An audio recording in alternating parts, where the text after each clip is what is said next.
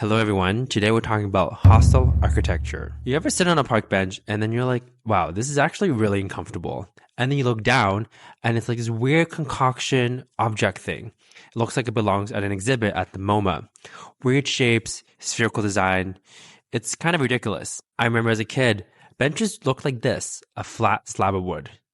Pretty simple. So when did all of this happen? Well, it's all part of a movement called hostile architecture or defensive design. It's essentially the art of designing public spaces to deter certain behavior, usually unwanted behavior. Think of those benches with like weird dividers preventing you from lying down, or those spiky things on windows that deter birds from landing. And it's been around for a while. In the 19th century, Europe had a problem with men peeing on buildings. So they built these urine deflectors in the corners of buildings to stop people from peeing, otherwise they would just end up peeing on themselves. But it wasn't until the mid 20th century, specifically in the US, that hostile architecture took a more systemic and deliberate form.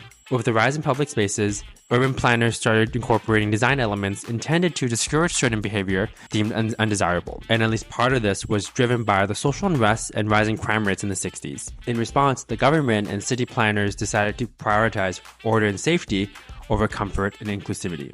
So let's take a look at some modern day hostile architecture examples. First is New York City's new Moynihan Train Hall. If you've ever been there, you might have noticed that there's nowhere to sit down. In fact, there's virtually no seating at all in the entire train hall. People are actually forced to sit on the nasty ground while they wait for their train. In this case, hostile architecture is the lack of seating. So why did they do this? Well, the government doesn't want people, specifically homeless people, sleeping there overnight. But because of this, nobody gets to sit down. Across the world in China, they get pretty creative with their designs. Because of their high population, a lot of the cities have crowding issues, which means there's a lot of jaywalking and people crossing whenever, regardless of what the light is. So in the province of Hubei, they built these poles that will spray water on you if you jaywalk.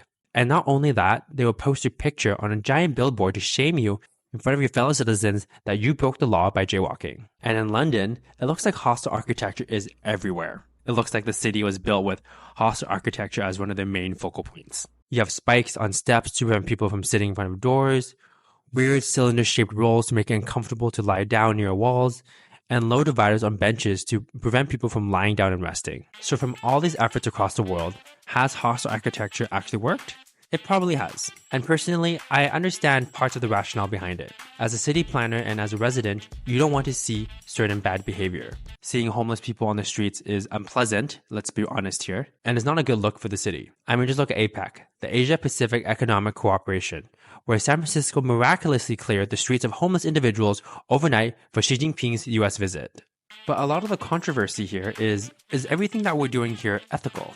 People experiencing homelessness are still human beings, and intentionally designing a city to make their life as difficult as possible seems morally questionable at best. In my opinion, hostile architecture serves more like a band-aid for a larger systemic problem.